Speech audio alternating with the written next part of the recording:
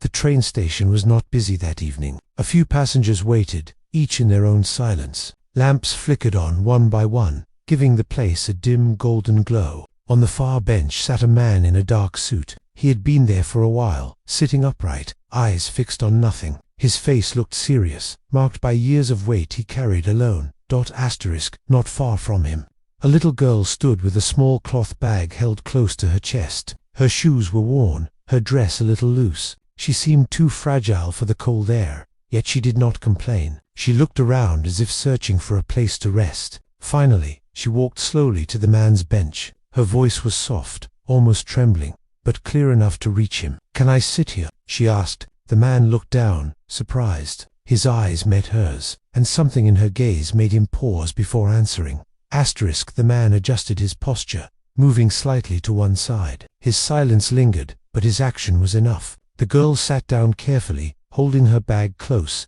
as though it carried all she owned. The bench creaked softly under their weight. For a moment, neither spoke. The sound of a distant train echoed in the air, then faded. She glanced up at him with cautious eyes, while he kept his gaze forward. Her breathing was uneven, as if each inhale required effort. Still, there was a quiet strength about her. "You look tired," he said at last, his voice calm but reserved. She nodded slowly. "I don't feel well sometimes." Something in her answer tightened his chest. He had seen boardrooms, contracts, and numbers, but not the simple honesty of a child facing weakness. For the first time in a long while, he did not feel like a CEO. He felt like a man being asked to notice. The girl carefully opened her bag. Inside were only a few items: a folded scarf, a piece of bread wrapped in paper, and a thin book with bent corners. She lifted the book, holding it like something precious.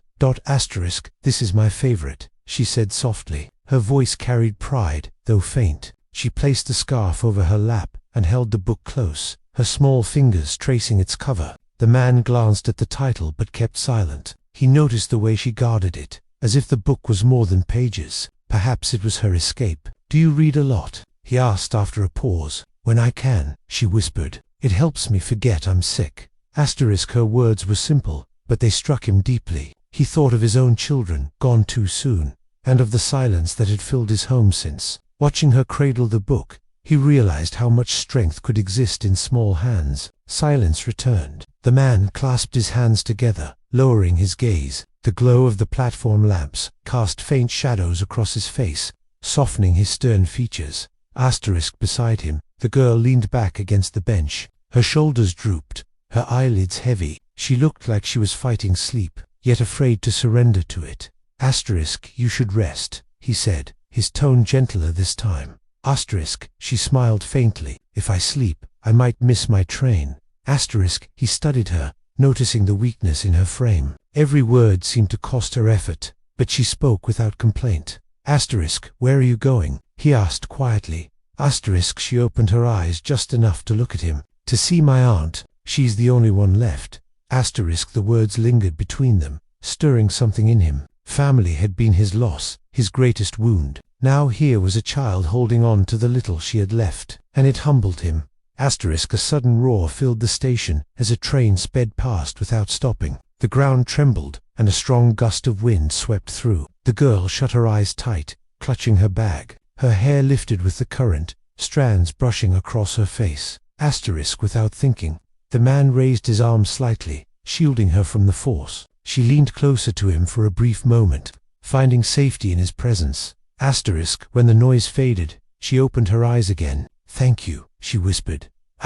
He lowered his arm, realizing what he had done. The gesture had been natural, unplanned. It stirred a memory of when he once protected his own children from storms and fears. That memory had long been locked away, but tonight a stranger had opened it. He looked down at her. This fragile girl who had asked only for a seat. Somehow, she had already taken a place deeper within him. From her bag, she unwrapped a small piece of bread. It was plain, the crust hard, but she ate it quietly, as if it were enough. After a moment, she broke it in two and held out the half toward him.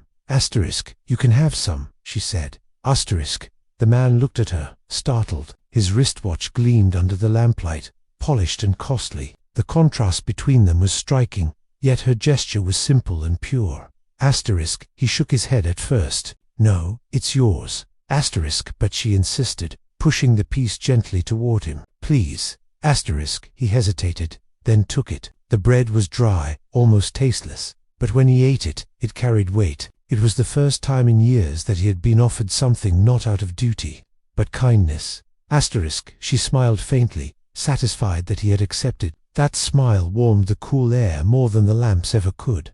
Asterisk, the air grew colder as the night settled deeper. A chill spread across the platform, and the lamps flickered against the mist. The girl shivered, pulling her scarf tighter, but it was thin and worn. The man noticed. Without a word, he removed his coat and placed it gently over her shoulders. Asterisk, her eyes widened. But, this is yours. Asterisk, keep it on, he said firmly, though his tone carried care. You need it more than I do. Asterisk, she touched the fabric, soft and warm, almost too fine for her small frame. The kindness surprised her, and she lowered her gaze, unable to hide the shy gratitude in her expression. Asterisk, for the man, the act stirred something quiet within. He had spent years wrapped in wealth, yet none of it had touched his heart like this simple moment. The girl leaned into the coat, and for the first time that evening, she looked at peace. Asterisk, a soft cough broke the silence. Then another. The girl quickly pulled out a small handkerchief and covered her mouth. She tried to hide it, but her thin frame trembled with each breath. Asterisk, the man turned, concern sharpening his features. His hand tightened on the bench, restrained from reaching out. Are you all right? He asked. Asterisk, she nodded quickly, forcing a small smile. It happens sometimes. I'll be okay. Asterisk, but he saw the truth in her pale cheeks and weak posture. She was not okay. Her sickness was a shadow that followed her, one she could not escape. Asterisk, he stayed silent. Yet inside him grew an ache he had not felt in years. Loss had made him distant. But watching her struggle stirred a deep urge to protect again. Asterisk, the girl caught his worried gaze and whispered, Don't look so sad. I'm used to it. Asterisk, her words, fragile yet brave, left him speechless. Asterisk, the man turned his gaze toward the tracks, his jaw tight. Memories stirred against his will. Memories of laughter that once filled his home, of small footsteps running through wide halls, his wife's gentle voice, his children's bright faces, all gone, leaving silence behind. Asterisk, the girl studied him carefully, her eyes quiet but knowing. Children often noticed what adults tried to hide. She did not ask, but he felt her presence beside him, steady and patient. Asterisk, you remind me of someone, he said at last, his voice low. Asterisk, who? She asked softly. Asterisk, my little girl, he whispered. The words broke something inside him, words he had not spoken aloud in years. Asterisk, the girl reached for her book and placed it on his lap. You can keep it safe for me, until I'm better. Asterisk, he looked down at the worn book, then back at her. It was more than a gesture, it was trust, and trust was something he thought he would never hold again. Asterisk, the station clock ticked closer to midnight. The platform had grown empty, only a few passengers waiting at a distance. The lamps buzzed softly, casting long shadows on the ground. Asterisk, the girl leaned against the bench, his coat wrapped around her. She looked smaller than ever, yet more at peace. Her breaths came slow, steady. The man sat beside her, still as stone, but inside his heart stirred with unfamiliar warmth. Asterisk, you're very quiet, she murmured, her voice weak but calm. Asterisk, I don't have much to say these days, he admitted. Asterisk, maybe you just need someone to listen, she said, her eyes closing again. Asterisk, her words cut through him, simple but true. He had lived surrounded by people who spoke for profit, yet none who listened for care. Now, a sick little girl had seen more of him in an hour than others had in years. Asterisk, the silence that followed was not empty, it felt whole, as though two lives had found a place to rest together. A long whistle pierced the night, low and drawn. The sound carried across the station, pulling both of them from their stillness. The man turned, watching faint lights approach in the distance. Asterisk, the girl sat up straighter, though her body protested. Her eyes brightened with a faint spark. That might be mine, she whispered. Asterisk, there was hope in her tone, but also a quiet sadness. Leaving meant partying. She gripped her bag tightly, preparing for the journey ahead. Asterisk, the man's chest tightened. He had only just met her, yet the thought of her leaving filled him with unease. Still, He said nothing, only nodded.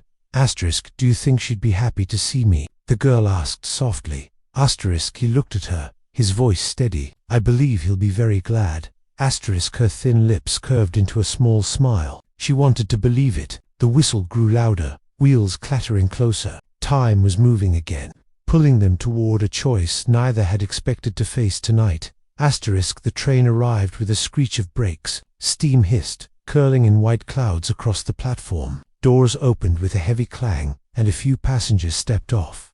Asterisk, the girl clutched her bag, standing carefully. Her small frame swayed with the effort. She looked at the train, then back at him. In her eyes was uncertainty, like a bird unsure of its flight. Asterisk, the man rose slowly, his tall figure casting a long shadow beside her. His heart battled within him. She had said she was going to her aunt. Should he trust that? Or should he take her with him, care for her himself? Asterisk, you should go, he said quietly, though his voice cracked. Asterisk, she nodded, holding his coat tighter around her shoulders. Thank you for sitting with me. Asterisk, those words, so simple, weighed heavier than any business deal he had ever signed. He realized then that this child had given him something he thought he had lost forever. Purpose.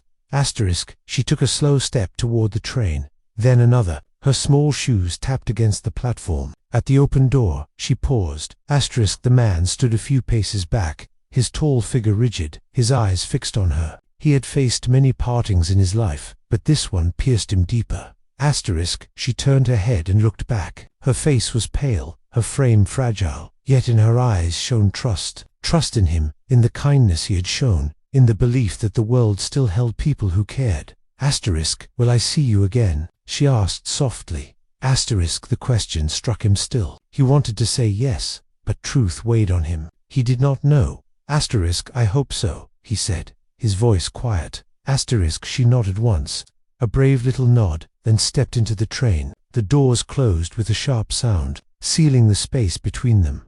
Asterisk, yet, even as the train prepared to move, their bond did not feel broken. It felt carried forward. Asterisk, with a rumble. The train pulled away. Its wheels clattered, steam rose, and soon only faint lights glowed in the distance. The platform grew quiet again, as if nothing had happened, but something had.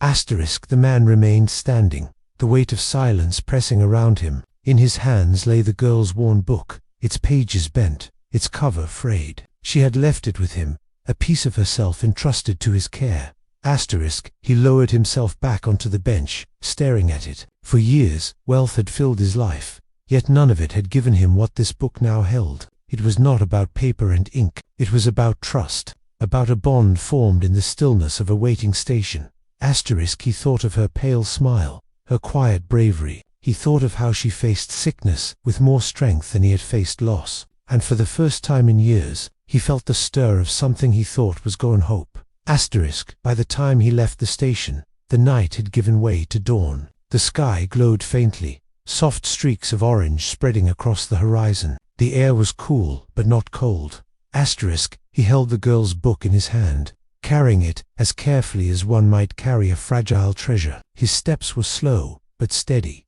each one lighter than the last. Asterisk, for years, he had walked through life as a widowed man, a wealthy man, but an empty one. Tonight had changed that. A sick little girl had asked to sit beside him, and in doing so, had given him back the gift of connection. Asterisk, he knew he could not let her story end here. He would find her, check on her, and if life allowed, care for her. She had trusted him with her book, and he would not betray that trust. Asterisk, as the sun rose higher, he lifted his head. His journey was no longer about loss. It was about beginning again.